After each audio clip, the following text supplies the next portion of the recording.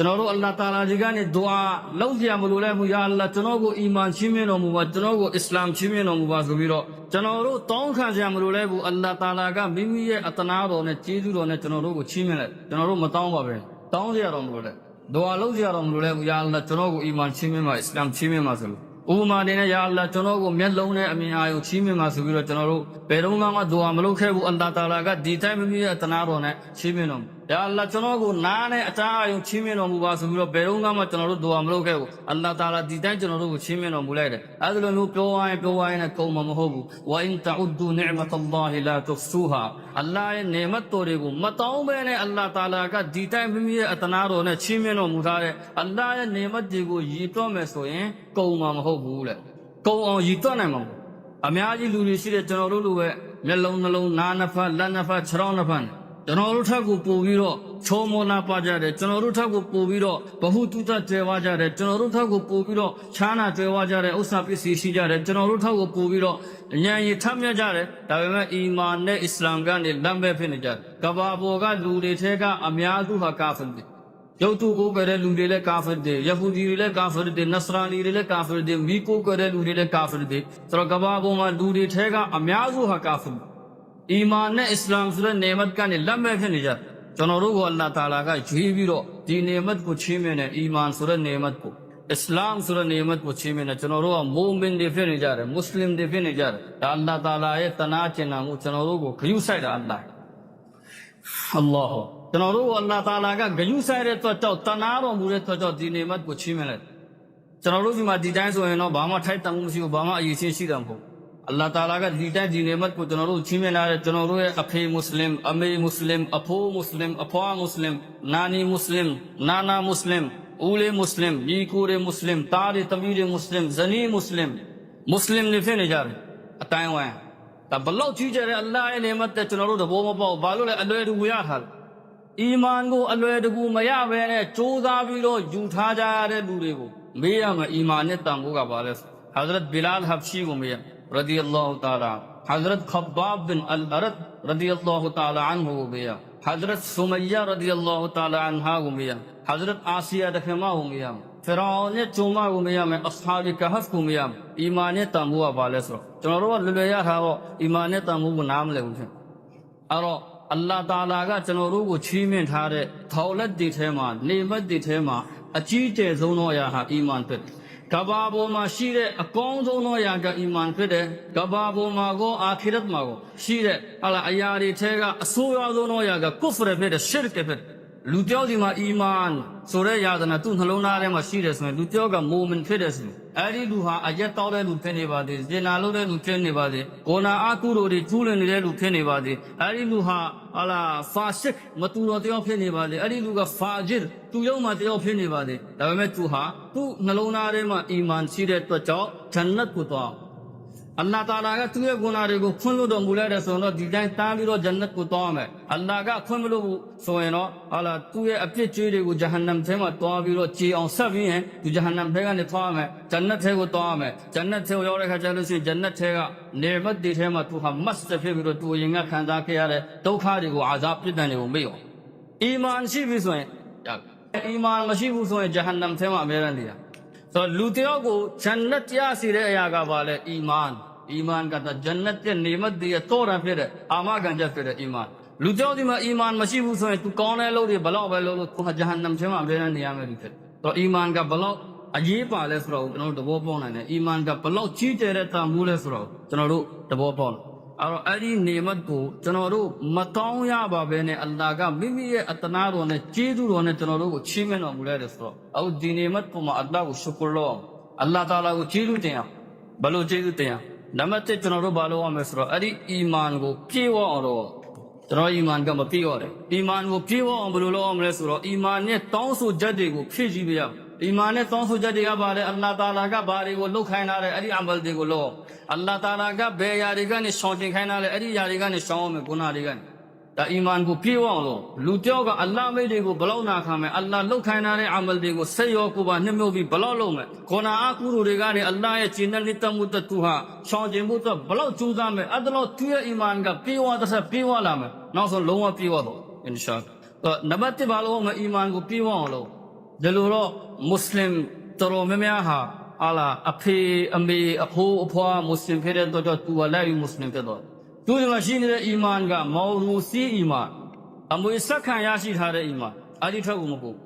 ်အီမန်ပေါ်မှာနည်းနည်းလေးမှမဟနတ်မလို့ကျူပါထိုးတယ်လို့မလို့အဲ့လိုအီမန်ကိုပါခေါ်လဲမော်ရူစီအီမန်အဖေမွတ်စလင်ဖြစ်လို့တားပါလဲပြီးတော့မွတ်စလင်ဖြစ်တဲ့နောက်သူဘာမှမသိဘူးအီမန်နဲ့တောင်းဆိုချက်တွေပါလဲတခုမှသူမသိဘူးကြည့်လည်းမသက်နားလည်းနားမလဲအဲ့လိုအီမန်ကိုပါခေါ်လဲမော်ရူစီအီမန်အမွေဆက်ခံရရှိထားတဲ့အီမန်အဲ့ဒီအီမန်ကဘာနဲ့တူလဲဆိုတော့ဖျောင်းနိုင်ပြီးလေးနဲ့တူလေနဲ့နဲ့ပြင်းပြင်းလေးတစ်ချောင်းပွေးလိုက်တာနဲ့ဟုတ်ခနဲ့ညင်အောင်မူရတတ်ဖြစ်သွားမှာအလ်အီယာဇူဘင်လာအလ္လာဟ်တာလာထင်းခြင်းလို့အီမန်ကနေလက်စီထိုင်တယ်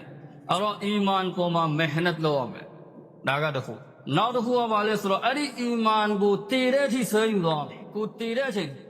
ဒီဒုညကနေကိုသွားတဲ့အချိန်မှာအဲ့ဒီအီမန်ကိုပါသွားအောင်လုပ်အဲ့ဒီတော့လည်းကျွန်တော်တို့ကြိုးပမ်းအထောထိုင်ပြီးတော့အိမ်မက်မက်နေုံနဲ့စိတ်ကူးတွေရင်နေုံနဲ့တော့မရဘာအာမခံချက်မှာကိုတော့ရှိမှာမဟနတ်တော့အဲ့ဒီအီမန်ကိုတည်တဲ့အချိန်ထိဆွဲယူသွား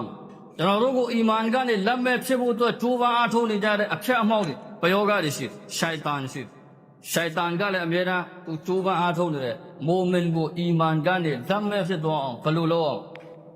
်တွေ့နေရတဲ့ရှိုက်တန်ကတချို့မိုမင်တွေကိုခေါနာတွေကိုတက်ရဲဆက်ရဲကျူးလွန်တဲ့လူတွေဖျက်အောင်လုပ်ပလိုက်ခေါနာတစ်ခုကျူးလွန်ခဲ့ပြီးလို့ရှိရင်နောက်တစ်ခုပြီးလို့ရှိရင်နောက်တစ်ခုပြီးရင်ခေါနာဆဲအောင်လုပ်လိုက်ခေါနာတွေကျူးလွန်ရင်နဲ့ရှရီယတ်တရားတော်မှာဟာရမ်ဖြစ်တဲ့အရာတစ်ခုကိုဟာလာလို့သူယုံကြည်လိုက်ရှရီယတ်မှာဟာရမ်ဖြစ်တဲ့အရာတစ်ခုကိုမပြုတ်ပိုင်တဲ့အလုပ်တစ်ခုကိုသူဟာလာလို့ယုံကြည်လိုက်ရှရီယတ်မှာခိုင်လုံတဲ့ဒလီနဲ့ခိုင်လုံတဲ့အထောက်အထားနဲ့ကတ်အီလို့ခေါ်နတ်ကတ်အီနဲ့အရာတစ်ခုရဲ့ဟူရမတ်ကအတီးဖြစ်တယ်ဟာရမ်ဖြစ်တယ်လုံးဝဒီဟာတန်တရားနည်းနည်းကလေးမှမရှိဘူးရှရီယတ်တရားတော်မှာအရာတစ်ခုကဟာရမ်ဖြစ်အဲ့ဒီအရာကိုလူတယောက်ကဟာလာလို့ယုံကြည်လိုက်တဲ့ဆိုရင်သူဟာအီမန်ကနေလက်ဆေးပြီးတော့ထိုင်လိုက်အလ်အီယာဇူဘင်အလ္လာဟ်တာလာထင်းတယ်လို့ဒီလိုမျိုးရှိုင်တန်ကမြောက်များစွာသောမိုမင်တွေကိုအီမန်ကနေလက်မဲ့ဖြစ်အောင်လုပ်ပလိုက်ရှရီယတ်တရားတော်မှာလုံးဝဒီဟာတန်တရားမရှိမွတ်စလင်တိုင်းတည်တဲ့အလုပ်တစ်ခုကဟာရမ်ဖြစ်တယ်ဆိုတော့သူအဲ့ဒီအလုပ်ကိုထိုင်ပြီးတော့ဘာပြောလဲဒီအလုပ်ကဟာလာဖြစ်တယ်ဒီအလုပ်ကဘာကြောင့်မပြုတ်ပန်တဲ့အလုပ်ဖြစ်ရမှာလဲဒီအလုပ်မှာဒီလိုအကျိုးကျေးဇူးတွေရှိနေတယ်သူဒီမှာလဲဘာရအထောက်ထားလဲရှိုင်တန်ဘက်ကနေလာဇုခရဖ်ကောလ်ဂူရူရရှရီယတ်တရားတော်မှာကတ်အန်မွတ်စလင်တိုင်းတည်တဲ့အလုပ်တစ်ခုကဟာရမ်ဖြစ်တယ်ဆိုတော့အဲ့ဒီလို့သူဟာလာကိုပြီးတော့ထိုင်နေလဲသူတံပေးလို့ရှိရင်အထောက်ထားရတယ်သူဒီမှာများသူဒီမှာအီမန်မရှိတော့အလ္လာဟ်တာလာထိုင်တယ်လို့ဆိုတော့အမြဲတမ်းကျွန်တော်တို့မျက်ခြေမပြတ်ကိုယ့်ရဲ့အီမန်ကိုစောင့်ကြည့်နေရအောင်ကိုယ်ဒီမှာဂုဏတွေရှိတယ်တချို့ဂုဏတွေကနေကိုယ်မဆောင်နိုင်ဘူးဆိုရင်အစ္စတစ်ဖာလုပ်နေရအောင်အလ္လာဟ်တာလာကိုတောင်းပန်နေရအောင်နေ့စဉ်နဲ့မြအချိန်တစ်ခုထုတ်လို့9 မိနစ်ဖြစ်စေ10 မိနစ်ဖြစ်စေအလ္လာဟ်တာလာရဲ့ရှေ့တော်မှာငိုပြီးတော့အလ္လာဟ်ကိုပြောရမယ်ယာအလ္လာဟ်ကျွန်တော်ရဲ့အီမန်ကိုကျွန်တော်တည်တဲ့အထိအရှင်ထိမ့်သိမ့်တော်မူပါဒီဒုညကနေကျွန်တော်သွားတဲ့အခါအီမန်ပါသွားအောင်အရှင်လှုပ်တော်မူပါဒီဂုဏတွေကိုလွယ်လွယ်မတွက်နိုင်ဒီဂုဏတွေကပဲနောက်ဆုံးလူကိုအီမန်ကနေလက်မဲ့ဖြစ်အောင်လုပ်လိုက်ဒီဂုဏတွေကနေတဆင့်ပြီးတဆင့်ရှိုင်တန်ကဆွဲခေါ်အောင်မယ်တော့ရှိုင်တန်ရှိတယ်ပြီးတော့ရှိုင်တန်ရဲ့အင်အားစုရှိတယ်ရှိုင်တန်ရဲ့လက်ယုံတွေရှိတယ်ယဟူဒီတွေနဆရာနီတွေမုရှရစ်တွေကာဖီရ်တွေود كثير من أهل الكتاب لو يردونكم من بعد إيمانكم كفار أهل الكتاب تيغا مياد ورلو ديتا أهل الكتاب سورة يهودي دينا نصراني دي ودورا يهودي دينا نصراني دي تيغا مياد ورلو ديها ترو باغو لولا توتا جالي سورة دي مؤمن ديگو مؤمن في بيدنا پيما كافر دي في نارو پیاؤں لے لو جائیں بلاو قوم ترو دي ما دي لولا توتا مشين يهودي دي ماغو نصراني دي ماغو بت پرست دي ماغو عالم مجوسي دي ماغوသူတို့လည်းအချိန်ပြည့်ဒီမိုမင်တွေကိုအီမန်ကနေလက်မဲ့ပြအောင်ဘယ်လိုလုပ်အောင်သူတို့လည်းစဉ်းစားဘာလို့လဲအီမန်ဆိုတဲ့လောက်ကြီးကျယ်တဲ့တာကတ်အင်အားတစ်ခုဖြစ်တဲ့မိုမင်စီမှာအီမန်ဟာပြေဝသွားပြီဆိုရင်သူတို့တော့မလွယ်တော့တမိုင်းမှာအထောက်ထားတဲ့တပုံကြီးရှိတယ်မိုမင်ရဲ့စီမှာအီမန်ပြေဝတာဘူးဆိုရင်သူတို့တော့မလွယ်တော့အာဖဂန်နစ္စတန်နိုင်ငံမှာတစ်ချိန်လုံးကရုရှားတွေကကျူးကျော်သိမ်းပိုက်ပြီးတော့အုပ်ချုပ်ထား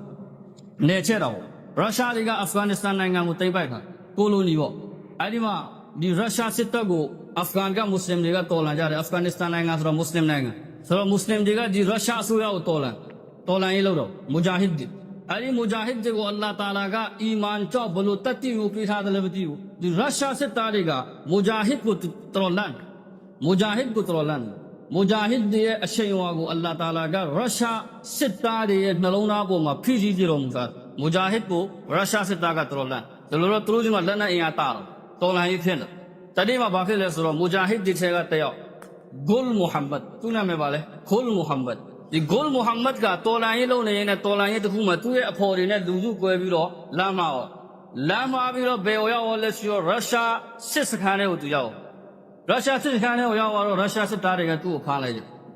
ဖမ်းပြီးတော့သူတို့ဘာလုပ်လဲဆိုတော့စစ်တပ်အကြီးအကဲကြီးကိုဒီဂုလ်မုဟမ္မဒ်ကိုပို့လိုက်ရုရှားစစ်တပ်အကြီးအကဲရဲ့ရှိမှသူရတယ်အကြီးအကဲကသူ့ကိုမေးတယ်မင်းဘာလုပ်လဲဂုလ်မုဟမ္မဒ်ကကြောက်ရမယ်ဆိုတာနည်းနည်းကလေးမှသူမတော်တော့သူဘာဖြစ်ပြီးလဲကျွန်တော်ခင်ဗျားတို့တိုင်တယ်သူပြီးလဲဖြစ်ဝေးလေတောင်ဘက်တခုံးအောင်ပြောနည်းနည်းလေးမှမကြောက်သူဘာပြောလဲကျွန်တော်ဘာလုပ်လဲသိကျင်တော့ကျွန်တော်ခင်ဗျားတို့တိုင်နေတယ်လေဒီလိုဖြစ်ပြီးဘိုလ်လူပါဇက်အဟောင်းနာဖြစ်သွားတယ်ရုရှားစစ်တပ်အကြီးအကဲပါဇက်အဟောင်းနာဖြစ်သွားတယ်ဒီလိုတက်တိကိုသူထားမသိအဲ့ဒါသူဘာလုပ်လဲဆိုတော့သူသိချင်တာတွေရှိနေတဲ့အတွက်တော့ဂုလ်မုဟမ္မဒ်ကိုသူဘာမှမလုပ်ဘူးသူပြောတယ်မင်းနဲ့ငါနဲ့အကျယ်တွင်းပြောရမယ့်စကားတွေအများကြီးရှိတယ်အခုအဲ့ဒါတွေမပြောသေးဘူးစကားတစ်ခုအရင်ငါပြောမင်းကငါအရန်သိချင်နေတဲ့မေးခွန်းတစ်ခုငါမေးမယ်အဲ့ဒါမင်းကအဖြစ်ဖြစ်ဂုလ်မုဟမ္မဒ်ကပြောတယ်မေးရုရှားစစ်တပ်အကြီးအကဲကသူ့ကိုဘာမေးလဲဆိုတော့ငါတို့ရဲ့ဒီတင့်ကားတွေကိုငါတို့ဘာနဲ့လှုပ်ထားလဲဆိုတော့တန်နဲ့လှုပ်ထားအင်မတန်အရေးသွေးကောင်းတဲ့တန်နဲ့လှုပ်ထားတယ်မီးမလောင်နိုင်ဘူးဒီတန်တွေမီးမဆွဲနိုင်ဒါပေမဲ့အဲ့ဒီတင့်ကားတွေကိုမင်းတို့မူဂျာဟစ်တွေကတစ်သားနဲ့လှုပ်ထားတဲ့ကားတွေလိုမျိုးပဲတခါတည်းမီးလောင်ပြီးတော့ပြာကျသွားအောင်ဘယ်လိုလုပ်လိုက်ကြတာလဲမင်းတို့ဒီမှာဘယ်လိုနည်းပညာတွေရှိနေလဲဒီအမတန်အရေးသေးကောင်းတဲ့တန်နဲ့လှုပ်ထားတဲ့ဒီတင့်ကားတွေကိုဟုတ်လားတဲပုတ်လေးတွေတစ်သားနဲ့ဆောက်ထားတဲ့တဲပုတ်လေးတစ်လုံးလိုမျိုးပဲတခါတည်းမီးလောင်ပြီးတော့ပြာကျသွားအောင်မင်းတို့မူဂျာဟစ်တွေဘယ်လိုလုပ်ကြတာမင်းတို့ဒီမှာဘယ်လိုနည်းပညာတွေရှိလဲဆိုတော့ဂုလ်မုဟမ္မဒ်ကပြောတဲ့ကျွန်တော်တို့ကဘာနည်းပညာရှိတာကျွန်တော်တို့ဘာမှမသိဘူးအဲ့ဒီတင့်ကားတွေကိုပြာကျအောင်ကျွန်တော်တို့ဘယ်လိုလုပ်လဲဆိုတော့မြေကြီးလက်နှစ်ဆုပ်ကျုံလိုက်ပြီးအလ္လာဟူအက်ဘာလို့ဆိုပြီးတော့အဲ့ဒီတင့်ကားရှိတဲ့ဘက်ကိုသူတို့ပြက်လိုက်အဲ့ဒီတင့်ကားကမီးလောင်ပြီးတော့တစ်သားနဲ့လှုပ်ထားတဲ့အိမ်လေးတစ်လုံးကိုပြာကျအောင်ဘာမှမလုပ်ဘူးကျွန်တော်တို့ဘာမှမသိဘူးကျွန်တော်တို့ကြည့်တာပါလေအလ္လာဟ်ရဲ့နာမတော်မြေကြီးလက်နှစ်ဆုပ်ကြည့်လိုက်တယ်အလ္လာဟူအက်ဘာဆိုပြီးတော့ပြက်လိုက်တယ်တန်နဲ့လှုပ်ထားတဲ့တင့်ကားကမီးလောင်ပြီးတော့ပြာကျသွားတယ်တစ်သားနဲ့လှုပ်ထားသလိုဝါးတွေနဲ့လှုပ်ထားသလိုပဲပြာကျရုရှားစစ်တပ်ကြီးကကြည့်ပြီးတော့ဟုတ်ရဲ့ဒီမှာတင့်ကားမင်းအဲ့ဒါကိုမီးလောင်ပြာကျအောင်ငါရှိမှလုပ်ပြခါလလာမှာတင့်ကားတည်းရှိနေဂုလ်မုဟမ္မဒ်ကိုရုရှားစစ်တပ်ကြီးကပြောတယ်ဒီမှာတင့်ကားတည်းရှိနေတယ်မင်းအဲ့ဒါကိုမီးလောင်အောင်လုပ်ပြမြေကြီးလက်နဲ့ဆုပ်တယ်ဂုလ်မုဟမ္မဒ်ကဘာပြောလဲဆိုတော့ခဏကျွန်တော်အချိန်နဲ့ကျွန်တော်နမတ်နဲ့တကားဖတ်မယ်ပြီးရင်ခင်ဗျားတောင်းဆိုချက်ကိုကျွန်တော်ဖြည့်ဆည်းပြီခင်ဗျားရှိမှကျွန်တော်လုပ်ပြမယ်ကျွန်တော်နမတ်နဲ့တကားဖတ်ဖို့အချိန်ဒီနမတ်နဲ့တကားကိုအလ္လာဟ်တာအာလာရဲ့ဘက်ကိုပြေဝအာရုံစိုက်ပြီးတော့ဖတ်လိုက်တယ်ဖတ်ပြီးတော့ဒီအာဖဂန်မူဂျာဟစ်ကသူဘာလုပ်လဲဆိုတော့အလ္လာဟ်ကြီးမှာသူတော်လုပ်တယ်ယာအလ္လာဟ်ကျွန်တော်ကိုအရှင်ရဲ့တာသနာရဲ့ရန်သူတွေရဲ့ရှိမှတီးတဲ့အောင်မလုပ်ပါကျွန်တော်ကိုအရှင်ရဲ့ရန်သူတွေရဲ့ရှိမှတီးတဲ့အောင်မလုပ်ပါနဲ့ကျွန်တော်ကတော့သူတို့ကိုပြောလိုက်တယ်မူဂျာဟစ်တွေကဒီတင့်ကားတွေကိုပြာကျအောင်ဘယ်လိုလုပ်တယ်လဲလက်နှစုံမြေကြီးယူပြီးတော့ပြစ်လိုက်တဲ့တင့်ကားကမီးလောင်ပြီးတော့ပြာကျသွားတယ်ကျွန်တော်ပြောလိုက်အရှင်ရဲ့နာမတော်ကိုဒီကာဖရတွေရဲ့အရှင်မြင့်တင်တော်မူပါအရှင်ရဲ့တာသနာကိုမြင့်တင်တော်မူပါယာအလ္လာဟ်ကျွန်တော်ကိုဒီရန်သူတွေရဲ့ရှိမှအရှင်တီးတဲ့အောင်မလုပ်ပါနဲ့ငိုပြီးတော့သူတော်တယ်လုပ်ပြီးတော့ဒွါလုပ်ပြီးတော့အာမင်မတရလိုက်မတရပြီးတော့မြေကြီးလက်နှစုပ်ကောက်ကန်လိုက်တယ်အလ္လာဟူအက်ဘာဆိုပြီးတော့အဲ့ဒီရုရှားစစ်တပ်ကလက်ညှိုးထိုးပြထားတဲ့တင့်ကားရှိရဘက်ကိုဒီမြေကြီးလက်နှစုပ်ကိုအလ္လာဟူအက်ဘာဆိုပြီးတော့သူတို့ပြစ်လိုက်ဟိုတင့်ကားမှာမီးဆွဲလောင်ပြီးတော့ခဏနေကြတော့ပြာကျတဲပုတ်လေးတစ်လုံးအမတန်အရေးသွေးကောင်းပါတယ်ဆိုတဲ့တန်နဲ့တစည်းလုံးတန်အတိပြီးတဲ့ဒီတင့်ကားတစ်သားနဲ့လှုပ်ထားသလိုမျိုးပဲမီးလောင်ပြီးတော့ပြာကျရုရှားစစ်သားတွေစစ်တပ်အကြီးအကဲပါပြီးရုရှားစစ်သားတွေကတာကိုကြည့်ပြီးတော့မျက်လုံးပြူးနေအိုးဟိုဘာပရိပါဒီလူတွေဆိုမြေကြီးဟာလည်းဘုံဖြစ်နေဒီလူတွေဆိုမြေကြီးကလည်းဘုံဖြစ်နေတယ်အမြောက်ဆန်ဖြစ်နေအကယ်၍အဲ့ဒီမြေကြီးကိုတင့်ကားဘက်ကိုမပစ်ဘဲနဲ့ငါတို့ဘက်ကိုပစ်လိုက်လို့ဆိုငါတို့ဘာဖြစ်စဉ်းစားဒီကောင်ကိုဒီမှာဆက်ပြီးတော့ထားလို့ရှိရင်ငါတို့ဒီမှာရှိနေတဲ့စစ်လက်နက်ကိရိယာပစ္စည်းတွေကိုတူလောင်ထားတဲ့ဘူတော်တွေပါပြာကျပြီးတော့ငါတို့ကမွေးပြဆိုင်အောင်ငါတို့ကဘာမှလုပ်လဲအောင်အကုန်လုံးသိရောအဲ့ဒါနဲ့ရုရှားစစ်တပ်အကြီးအကဲဘာပြောလဲဆိုတော့ဒီလူကိုမြန်ဒီကနေထုတ်ငါတို့ရှိတဲ့နေရာနဲ့ဒီလူကိုမြန်ထုတ်อ่ะသူတို့မူဂျာဟစ်တွေရှိတဲ့နေရာသူ့ပို့အီမန်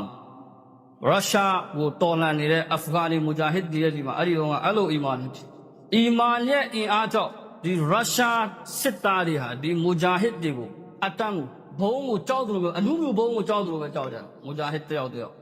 နောက်ဆုံးမှာမူဂျာဟစ်တွေကအနိုင်သွားကြရုရှားစစ်သားအဲ့တော့အလ္လာဟ်ရဲ့နာမတော်ရဲ့အင်အားကြောင့်ဂုလ်မုဟမ္မဒ်ကရုရှားစစ်တပ်ထဲကနေပြီးတော့သူဟာလွတ်သွားအဲ့လိုအီမန်ကိုကျွန်တော်တို့ဒီမှာရှိတယ်ဆိုရင်လည်းကျွန်တော်တို့တယောက်ချင်းဒီတိုင်းဟာကာဖီတွေတော့ဘာဖြစ်အောင်မလဲအနုမြူဘုံဖြစ်ကျွန်တော်တို့တယောက်ချင်းဒီတိုင်းအဲ့ဒါကြောင့်ဒီယဟူဒီတွေနဆရာနီတွေသူတို့တီးကြတယ်ဒီမိုမင်တယောက်စီမှာအီမန်ကကာမစ်ဖြစ်သွားတယ်ဆိုရင်ပြေဝသွားတယ်ဆိုရင်ငါတို့တော့မလွယ်တော့ ဟီရိုရှီမာတမျိုးလုံးကိုပြချလိုက်တဲ့အနုမြဘုံထက်ကိုပူဆူတဲ့ຢာတွေပြပုံကြမယ်ဒီ moment တွေသူတို့အဲ့တော့တဘောပေါ့အဲ့ဒါကြောင့်ဒီရှိုင်တန်ရဲ့အင်အားစုတွေကရှိုင်တန်ရဲ့လက်ယုံတွေဟာကျွန်တော်တို့မွတ်စလင်တွေရဲ့ဂျားတဲ့ကိုအခလာကီတဘာဟီကိုတွတ်တွင်းတဲ့အခလာကီတဘာဟီတမန်တော်မြတ်ကြီးမုဟမ္မဒ်မုစတဖာဆလ္လာလာဟူအလိုင်ဟီဝဆလမ်ရဲ့ကိုချင်းစရိတ်သားတွေကနေမိုမင်တွေကဝေးတစ်ထက်ဝေးတော့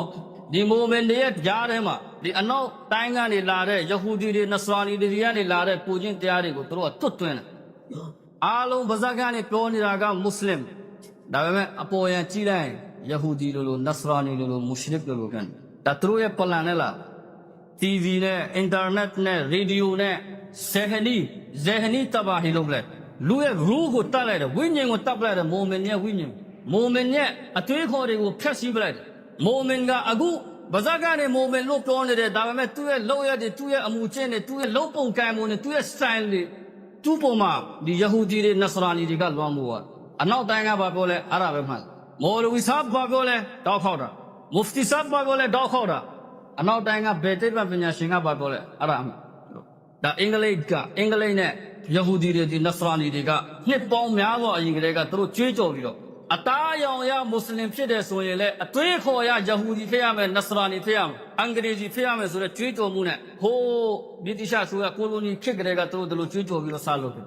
သူတို့ပြောတဲ့စကားပါလေအသားရောင်ရမိုမင်ဖြစ်ညို့တာပေါ့အိန္ဒိယသားတွေမြန်မာပြည်ကမွတ်စလင်တွေများဖြစ်ညို့တယ်အသားရောင်ရမိုမင်ဒါပေမဲ့အသွေးခေါ်ရယဟူဒီအသွေးခေါ်ရနဆရာနီအသွေးခေါ်ရအင်္ဂလိပ်ဖြစ်ရမယ်တို့ကြွေးကြော်ပြီးတော့ရိုက်သွင်း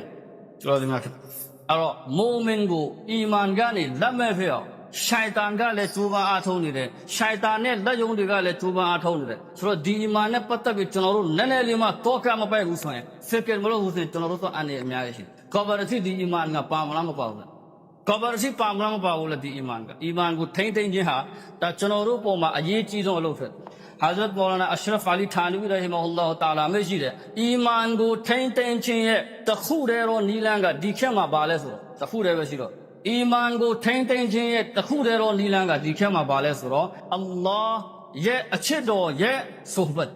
်အလ္လာဟ်ရဲ့အချစ်တော်ရဲ့အနားမှာနေတယ်ဆက်သွယ်ထားတယ်အလ္လာဟ်ဝါလာအဟ်လူလာနဲ့ဆက်သွယ်ထားခြင်းကဒီခေတ်မှာအီမန်ကိုထိမ့်သိမ့်ခြင်းရဲ့တခုတည်းတော့အကြောင်းပဲဒါဘယ်လိုပြောလာလဲမူဂျဒ်ဒီဒ်မီလတ် Hazrat Maulana Ashraf Ali Thanwi rahimahullah ta'ala ကမရှိတော့ဒီနီလန်းကပတ်တခြားနီလန်းမရှိတော့အလ္လာဟ်ဝါလာတွေနဲ့ကျွန်တော်တို့အဆက်တွေ့ထားမယ်သူတို့အနားမှာနေကြအဲ့တော့ကျွန်တော်အဓိကသင်ပြနေတာကအီမန်ကိုကျွန်တော်တို့ဘာလို့ရမလဲဆိုတော့ဒီဒုညကနေကျွန်တော်တို့သွားတဲ့အချိန်မှာအီမန်ပါဝအောင်ကျွန်တော်တို့ဟာလာဂယုဆိုင်ရမယ်ကျွန်တော်တို့ကြိုးပမ်းအားထုတ်ရမယ်အဲ့ဒီတော့ fikr ထားကျွန်တော်တို့ပုံမှာမူစီဘတ်တွေဘလို့ပဲကြားနေပါစေဘလောက်အများကြီးပဲကြားနေပါစေကျွန်တော်တို့ဒုက္ခခဲတွေနဲ့ဘလောက်ပဲရင်ဆိုင်နေကြရပါစေကျွန်တော်တို့ဟာလာသူတစ်ပါးတွေရဲ့လက်ချက်နဲ့ဘလောက်ပဲဇွလုံအလောက်ခံနေရပါစေကျွန်တော်တို့ပုံမှာဇွလုံကတောင်းတလုံးလို့ပူကြနေတယ်ဆိုရင်လေဒီအီမန်လက်ထဲကနေမထွက်တော့အောင်မြဲမြဲစုပ်ကန်ထားဒီကနေ့မိုမင်ဖြစ်တဲ့အတွက်ကြောင့်မိုမင်တွေဒီလူတွေဘလောက်ဒုက္ခခံနေရလဲကျွန်တော်တို့မျက်စိချင်းမှာတွေ့နေရတယ်ကျွန်တော်တို့ကိုယ်တိုင်လည်းဒုက္ခတွေထဲမှာရှိဇွလ်မဲကတောင်းတလုံးလို့ပူကြလာတယ်ဆိုရင်လေကျွန်တော်တို့ဟာအီမန်ပေါ်မှာမရက်တည်ရမယ်တည်တဲ့အထိအစ္စလာမ်ကိုမြဲမြဲစုပ်ကန်ထားပြောစမြတ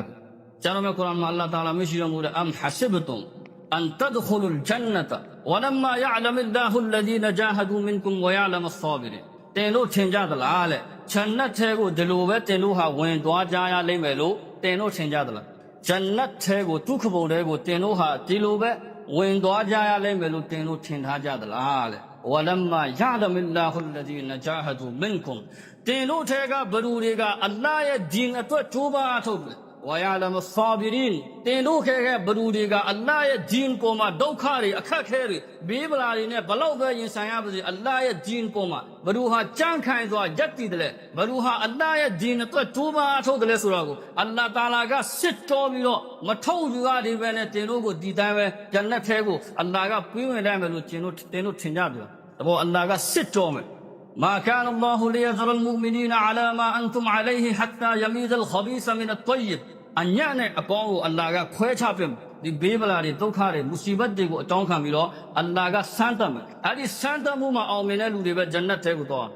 းဒါကုရ်အာန်ထဲမှာတာလာမရှိနေတော့ဘူးအလ္လာဟ်ရဲ့ဒီနဲ့တော့ဘလူတွေကကြိုးပမ်းအထုတ်လဲနဖ်ဆနဲ့ဘလူကမိမိရဲ့စိတ်ရမ်းတဲ့မူကာဘလာလုပ်တယ်အလ္လာဟ်ရဲ့ဒီနဲ့တော့အလ္လာဟ်ရဲ့ကျင့်တဲ့နှစ်သက်မှုတွေပြီးတော့အလ္လာဟ်ရဲ့ဒီနဲ့ပေါ်မှာဘလူကကြမ်းခံပြီးတော့ ဆွဲမဲရက်တည်တယ်ဒါကိုအလ္လာဟ်ကစစ်တော်ပြီးတော့ထုတ်ယူမယ်အညံ့နဲ့အကောင်းကိုခွဲပြစ်မယ်ဒီစမ်းသပ်မှုမှာအောင်မြင်တဲ့လူတွေကဂျန်နတ်ထဲကိုဝင်ရောက်ကုရ်အာန်ထဲမှာအလ္လာဟ်တာအာလာကကြေညာတော်မူတာအဲ့တော့သူတော်စင်များဘလောက်ပဲဒုက္ခတွေဘေးဗလာတွေနဲ့ကျွန်တော်တို့ရင်ဆိုင်နေရပါစေသူဓမ္မတွေရဲ့မတရားဖိနှိပ်ညှင်းဆဲမှုတွေနဲ့ကျွန်တော်တို့ရင်ဆိုင်နေရပါစေဒီအီမန်ကိုတည်တဲ့အချိန်ကြီးဆွဲယူသွားဖို့တော့ကျွန်တော်တို့ကြိုးပမ်းအားထုတ်ဒီအီမန်ကိုမှတည်တဲ့အချိန်မြဲရက်တည်သွားဖို့တော့ကျွန်တော်တို့ကြိုးပမ်းအားထုတ်တော်စင်များအီမန်နဲ့တန်ဖိုးကိုကျွန်တော်တို့ဒီနေ့မသိကြဘူးလွယ်ရထားကြတယ်လွယ်ရထားတော့ကျွန်တော်တို့အီမန်နဲ့တန်ဖိုးမသိကြဘူးနောက်မွတ်စလင်တွေကိုမေးကြည့်နောက်မွတ်စလင်ဆိုတာမွတ်စလင်အစ်စ်တယ်သူတို့ကိုမေးကြည့်အီမန်နဲ့တန်ဖိုးကဘာလဲနောက်မွတ်စလင်တွေကြည့်စိတ်စေတနာဖြူစင်သွားနဲ့တကယ်မှန်ကန်တယ်လို့သဘောပေါက်နားလည်ပြီးတော့အစ္စလာမ်ကိုလက်ခံလိုက်ကြတဲ့လူတွေကိုမေးကြည့်အီမန်နဲ့တန်ဖိုးကိုသူတို့သိတယ်ကျွန်တော်တို့မသိဘူးကျွန်တော်တို့ကအမွေရထားတယ်အီမန်ကိုအစ္စလာမ်ကိုအမွေကျွန်တော်တို့ဒီအီမန်နဲ့တန်ဖိုးကိုမသိဘူးနောက်မွတ်စလင်တွေကိုမေးကြည့်အီမန်နဲ့တန်ဖိုးကိုကျွန်တော်တို့သဘောပေါက်အောင်မယ်အလ္လာဟ်တာအာလာကျွန်တော်တို့ကိုချီးမြှင့်ထားတဲ့နေမတ်တွေထဲမှာအကြီးကျယ်ဆုံးနေမတ်ကအီမန်ဖြစ်တဲ့အဲ့ဒီပုံမှာကျွန်တော်တို့အလ္လာဟ်ကိုရှုကရလို့အလ္လာဟ်ကိုကျေးဇူးတင်ရမယ်။ဟိုကနေဒါနိုင်ငံကတက္ကသိုလ်တစ်ခုမှာမွတ်စလင်တွေရဲ့တကယ်ချင်းတယောက်ရှိတော့သူကခရစ်ယာန်ဒီခရစ်ယာန်ကမွတ်စလင်တွေနဲ့ပေါင်းဒီခရစ်ယာန်ကမွတ်စလင်တွေနဲ့ပေါင်းတယ်သူကအစ္စလာမ်ကိုစိတ်ဝင်စားပြီးတော့လေးလာပြီးတော့အစ္စလာမ်ရဲ့မှန်ကန်မှုကိုသူသဘောပေါက်နားလည်ပြီးတော့သူမွတ်စလင်ဖြစ်သွားတယ်နောက်မွတ်စလင်ဖြစ်တဲ့နေ့ကနေစပြီးတော့သူပုံစံကိုသူပြောင်းလိုက်ဆွန်နတ်ကိုသူလေးစားလိုက်နာတယ်ဒါဒီကိုလက်ဆိုးအပြည့်ထားတယ်နောက်တခြားဆွန်နတ်တွေကိုလည်းလိုက်နာလေးစားဆိုတော့သူရဲ့မွတ်စလင်တငယ်ချင်းတွေကဟိုအရင်ကတည်းကမွတ်စလင်ဖြစ်ကြတဲ့တငယ်ချင်းတွေကသူ့ဘာပြောလဲဆိုတော့ဒါဒီထားခြင်းကအစ္စလာမ်သာသနာတော်မှာဖရတ်မဟုတ်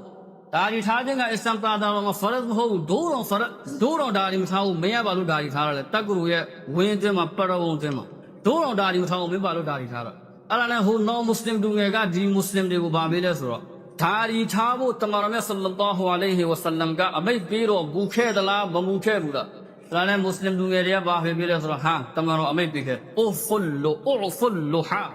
မိမိတို့ရဲ့မုတ်ဆိတ်တွေကိုလွတ်ထားကြ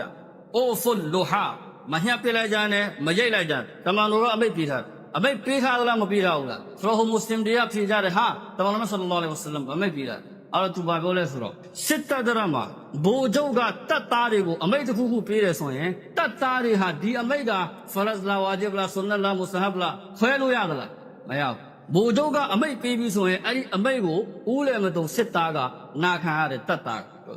အဲ့တော့ငါတို့ကတပ်သားတွေစစ်သားတွေတွေ့တယ်တမန်တော်မြတ်ဆလ္လာလာဟူအလိုင်ဟီဝါဆလမ်ကဘိုလ်ချုပ်ဖြစ်တယ်ဘိုလ်ချုပ်ကအမိတ်ပေးတဲ့ဓာရီတွေကိုမညှက်ကြနဲ့မရိတ်ကြနဲ့လက်တဆုပ်ပြတဲ့အထိလွတ်ထားကြဘိုလ်ချုပ်ကအမိတ်ပေးတယ်ဒီအမိတ်ကိုငါဘယ်လိုလုပ်ဖိစမ်းငါတို့ကတတ်တာငါမသိဘူးဒီအမိတ်ကဖရတ်လာဆွန်နတ်တာမုဆာဖလာငါမသိဘူးငါသိတာဘိုလ်ချုပ်ကငါ့ကိုအမိတ်ပေးတယ်ငါကတတ်တာတရားဆူဘဟာနလ္လာအဲ့တော့ခေါ်အီမာနီကာမင်ပြေဝတဲ့အီမန်ဒီအီမန်ကိုပြေဝအောင်ကျွန်တော်တို့ကြိုးပမ်းအားထုတ်ကျွန်တော်တို့များဆိုတော့ဒီအီမန်ဆိုတဲ့နေမတ်နဲ့ပတ်သက်ပြီးကျွန်တော်တို့ဟာအလ္လာဟ်တာအာလာကိုကျေးဇူးတင်ရ